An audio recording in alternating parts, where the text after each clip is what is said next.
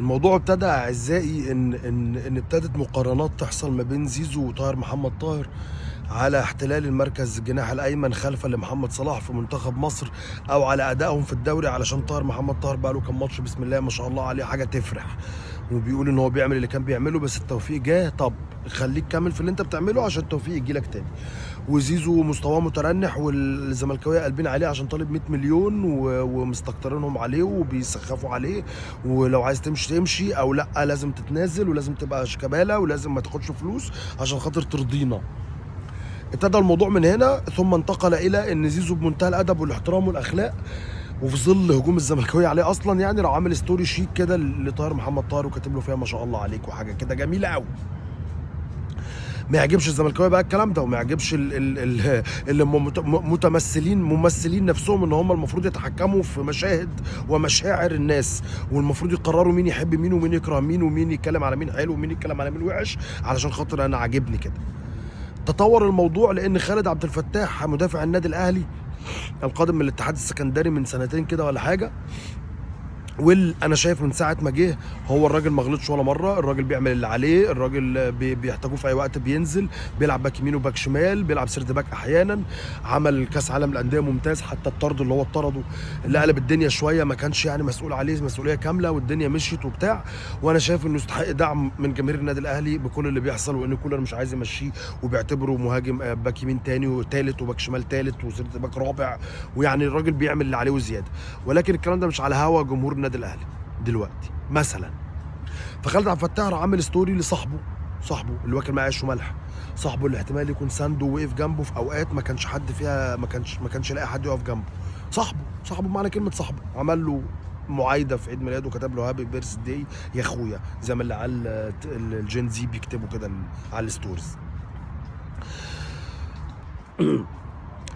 قوم ايه واحد اهلاوي مراته معكنين عليه والله امه ما عملتلوش الباميه زي ما هو عايز، ولا خطيبته قفشته، ولا عنده مشاكل نفسيه بايا كانت من كانت يعني، قام ثوره عليه، ما اعرفش مين هو، ما اعرفش مين الشخص ده، مين الشخص اللي ما عجبوش الستوري اللي واحد كاتبها لواحد صاحبه علشان هو اهلاوي فشخ، وعلشان هو قرر من جواه ان مروان حمدي ده شتمنا وقالوا انتوا جمهور كذا، فيبقى كده 880 مليون اهلاوي اللي على مستوى العالم كلهم كده، مش بس الاثنين ثلاثة اللي شتموه والاثنين ثلاثة اللي كانوا بيهنوه والاثنين ثلاثة اللي كانوا بيرازوا فيه والاثنين ثلاثة اللي 4 5 اللي وصلوه لحد لانه يقول كده.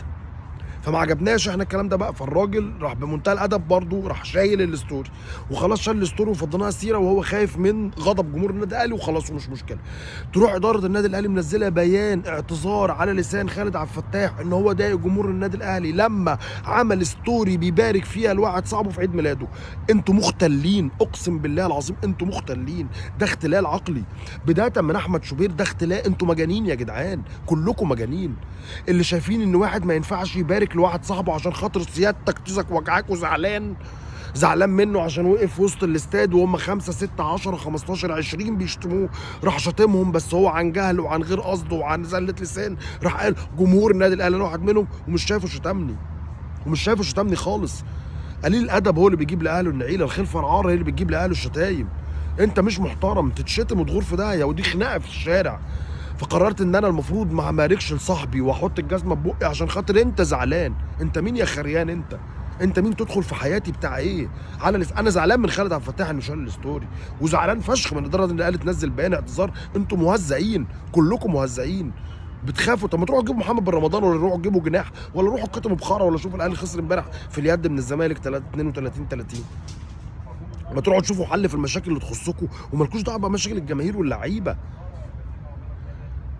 قلبتوا على الواد، واصل احنا ما بندعمكش اصلا، وانت متخيل يعني اصل بيقول جماهير النادي الاهلي دعمتني كثيرا، لا احنا ما بندعمكش، لا بندعمك عشان لعيب محترم وبتعمل اللي عليك، مش بندعمك عشان بتاع لقطه وبتعمل شعرك اصفر واخضر وبتقعد تعمل حراق ومش حراق، مش بندعمك عشان كده، مش بندعمك عشان انت مسدس ميه في ايدينا بنرش بيه الزملكاويه، مش بندعمك عشان كده، بندعمك عشان انت لاعب محترم في النادي الاهلي، تعمل اللي عليك وتتشال على الراس طول ما انت بتعمل اللي عليك وبتكسبني وبتفارق معايا في الملعب.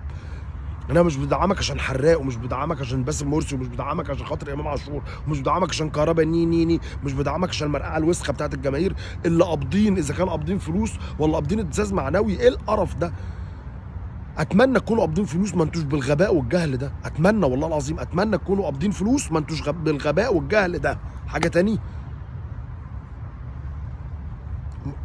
وسط ملوث، انا تعبان اقسم بالله جدا ومريض، وهو مناخيري بتعمل وبتاع، ووسط مليان ملوث تلوث غير طبيعي. انا بقيت اتكسف اتكلم في الكوره وحياه ربنا. ايه التلوث ده؟ ايه العته ده؟ قلنا حلاوه الكره المصريه الحوارات اللي حواليها، بس الحوارات ما توصلش لدرجه اني ابقى مهزأ. كان فيها ماتشات اوروبا شغاله وبتاع، والدوري الاوروبي ولا ايه تصفيات وعاملينها بطوله ولا خرا ايه شغاله، اقعدوا اتفرجوا عليها، شوفوا كريستيانو رونالدو عنده 40 سنه وبيجيب باكورد والدنيا مانجا.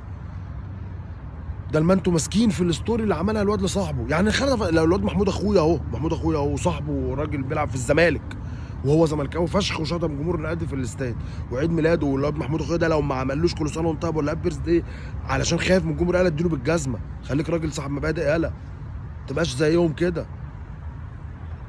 كل دول باتنين تلاته، ايهاب الخطيب ومحمد عراقي وعباسط زيدان وعبد الناصر زيدان ومحمد شباب، كل الرجاله دي هتاخد قرشين وتزيط على مستواه وتزيط على ادابه واخلاقه، والباقيين دول هينسوا. واللي هم بيعرسوا كده بالكيبورد من غير فلوس هينسوا، هيمشوا ورا اللي واخدين فلوس. هي الدنيا دايره كده، تبقاش بوق في ايد واحد ما يستحقش. اخيرا وليس اخيرا، عشان الموضوع ده واجعني وواجع بطني، اتمنى تكونوا انتوا لسه فاكرين اخواتكم في غزه، واتمنى تكونوا لسه فاكرين اخواتكم في السودان، واتمنى تكونوا لسه فاكرين اخواتكم في اليمن واللي بيحصل فيها وفي لبنان، ويقال انه ضربوا دمشق و اتمنى تكونوا لسه فاكرين اخواتكم وبتدعوا لهم وبتدعوا لنفسكم وخايفين يكونوا الدور علينا. ولكن هنا عزيزي وعزيزاتي، لو سمحتوا لي لله، انا هتكلم كلمتين لله. انا لا اتابع بلوجرز يهود ولا بلوجرز مسيحيين ولا بلوجرز من اي اديان اخرى، انا ما بتابعش حد، ولكن اعتبرني بتكلم على لسانهم. كل اللي بيحصل في السودان وفي اليمن وفي غزه وفي فلسطين وفي لبنان وفي الاردن وفي سوريا وقريبا وفي الاسواق السنتين الجايين اللي جايين هيحصل ايه، كل اللي بيحصل ده ملوش علاقه بالاديان، حتى لو المشكله اصلا مشكله دينيه. بس اللي بيموتوا مسيحيين ومسلمين ولا دينيين، والموت ما بيفرقش. بلاش كل واحد فيكم يرفع سيف شريعته، يرفع سيف ملته، يرفع سيف بلاش. دافع على القضيه بالطريقه اللي انت شايفها مناسبه ليك ولاخلاقك ولمبادئك، ولكن خلي بالك ان كل مدافعاتك دي احيانا بتبقى دمها تقيل على اصحاب ديانات اخرى واصحاب ملل اخرى واصحاب اجندات اخرى. يعني انا ما اقعدش اقول اصل احنا هنخرج اليهود والنصارى من القدس. يا عم ما هم في القدس اصلا، ما هم النصارى واليهود العرب الدينيين حقيين اللي بيعبدوا ربنا اللي موجودين، هتخرجهم ليه طيب؟ والنصراني يقول القدس اول قبله واخر قبله لينا، انتوا عندكم قبله قديمه وقبله جديده. هو انتوا بترازوا ببعض في ايه؟ ما تبقوش متخلفين، ما هم عايزينكم تبقوا كده، اللي مش يهود ومش نصارى واللي عندهم اجندات بنت 60 وسخه عايزينكم تبقوا كده. فلو سمحتوا ركزوا معاهم، ما تبقوش هبل. خليك فاكر القضيه وخليك فاكر اللي بيحصل، وادعي لاخواتك اللي بيتقتلوا واللي بيتضربوا بالطيارات، ما بيفرقش ما بين مين ومين. اخواتك اللي في المقاومه بيدافعوا عن البلد، حتى لو بيدافعوا عن البلد باسم الدين، بس هم بيدافعوا عن البلد. اخواتك اللي في الانفاق، انا ما اعرفش اذا كان فيهم مسيحيين ولا مؤمنين حقا ولا مش مؤمنين حقا، انا مش ما اعرفش. انا كل اللي اعرفه ان دول رجاله بيدافعوا عن بلدهم حتى لو باسم الدين، بس بيدافعوا عن بلدهم.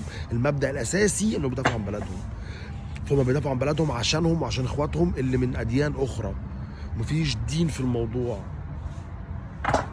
كلهم واحد، كلهم بيتعرضوا لنفس التنكيل، كلهم بيتأذوا بنفس الأذية، كلهم عند ربنا شهداء، كلهم عند ربنا، بكل واحد بديانته وكل واحد بملته. ولكن انت ما تبقاش طريقة دفاعك عن القضية باستخدام دينك تأذي ناس تانية في مشاعرهم، وتأذي ناس تانية في ولائهم، وتأذي ناس تانية في وطنيتهم. ده مش حقيقي. كلكم اخوات، كلنا اخوات وعايشين في حته واحده، ولما لا قدر ربنا الصاروخ ينزل عليا يوقع عمارتي والعماره اللي جنبي بتاعت واحد مسيحي، ايه بقى نبقى تحت الانقاض احنا الاثنين، كل واحد بيدور على كتاب يقراه يعني، ولا هنبقى عايزين ننجى وربنا ينجينا؟ اوعوا تنسوا المقاطعه، معلش اخيرا بقى، اوعوا تنسوا المقاطعه، واوعوا تجروا ورا الدعايات والاعلانات السخيفه لماكدونالدز وغيرها. ولو سمحتوا خليكم متابعين وواعيين متابعين وواعيين ان هم بيقعوا، واحنا مش عشان هم بيقعوا ولا حاجه، عشان احنا نلاقي لقمتنا، عشان لو قطعوا عننا نفضل نعيش. احنا بقى لنا سنه وشويه هم قاطعين وعادي حياتنا مكمله، والموضوع بقى اسهل بكتير من الاول.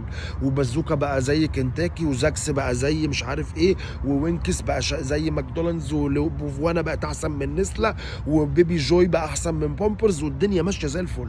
بنتاذى ونجيب الدواء ولا اللبن بتاع الواد عشان ما فيش غيره، حاطين الجزمه في بقنا، انما غير كده احنا مكملين مقاطعه. ابتدت تطلع لهجات اخرى، ان انت عارف ان السوريين اللي في مصر كلهم مش مقاطعين، عشان هم مؤمنين ان احنا قاطعنا او ما طعناش، كده كده ربنا هينصرنا في الاخر. وربنا ينصرك يا ابو شخ عشان انت قاعد على طيزك، ربنا ينصرك عشان انت بتعمل حاجات تخلي ربنا ينصرك. انت بتعمل بتروح خطوه عشان ربنا يجيلك. تسمعش الكلام ده. سوريين كانوا ولا لبنانيين ولا فلسطينيين ولا مسلمين ولا مسيحيين ولا ملحدين ولا اولاد 60 كلب، قاطع كل الخرا ده، قطع عدوك، قطع عدوك في الانسانيه. فكك من الشعارات الكدابه يعني، قاطع عدوك باي مسمى انت عايزه. بقى القضيه عندك ان انت بتطلع 200